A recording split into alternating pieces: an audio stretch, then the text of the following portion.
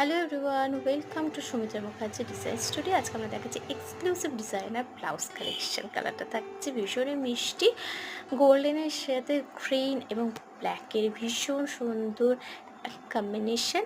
এটা থাকছে সেমি সিল্কের উপর ব্রোকেট কালেকশন দেখাচ্ছি আমরা আজকে।